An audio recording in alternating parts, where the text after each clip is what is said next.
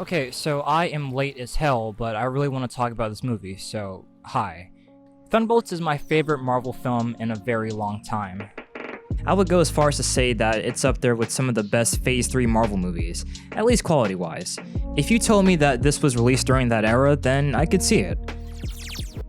Oh, what? Oh, get over yourself. Stop me if you heard this before. Thunderbolts is about an unlikely ragtag group of former mercenaries and heroes with conflicting personalities coming together in order to stop a greater threat. That describes like 3 other movies.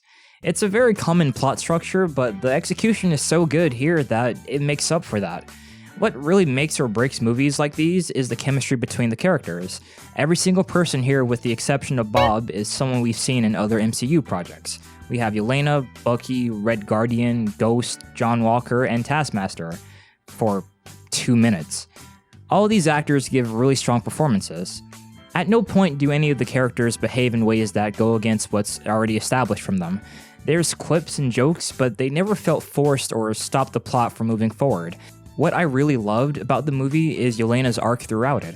After the events of Black Widow, she went into this depression where she just felt alone. I would too after being in that movie. As a result, she would take on various jobs just to disassociate from that feeling. By her being with the Thunderbolts, she finds a new family and fills that void. That's the whole thesis of the movie.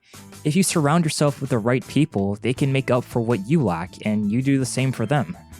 This is also the arc the character Bob goes on. So Bob in this movie is the only survivor of Project Sentry, a program used to create a new hero, or some shit like that.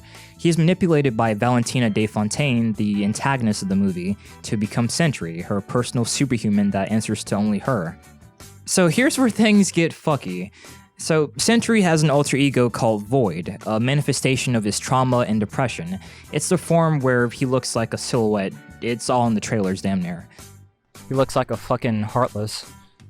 He starts trapping the citizens of New York into these pocket dimensions where they have to see their biggest fears and things that have traumatized them. That's the most JRPG sounding shit I've heard in a long time. It's a really striking visual too, because the people become these shadows on the concrete, and I think that's really effective.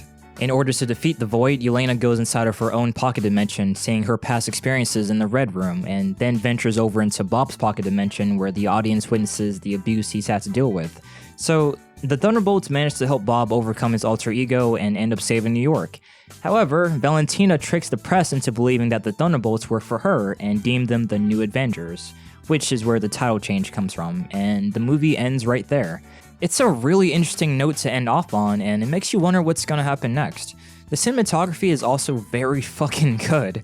The opening of Yelena jumping off of the building is really nice, mostly because it was practical.